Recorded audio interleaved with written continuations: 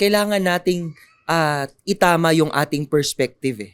At yung talagang pinaka nagdala nung pagbabago ng perspective sa buhay ni Asaph na sumulat ng Psalm 73 ay nung pumasok siya sa presensya ng Panginoon para i-worship siya sa kabila nung kanyang mga pinagdaraanan. So yun po yung pinakamahalaga. Pipiliin natin na lumapit sa Panginoon sa kabila ho nung ating mga nararamdamang parang walang hustisya yata ito, parang unfair yata ito Bakit yung mga masasama pa yung nabibless?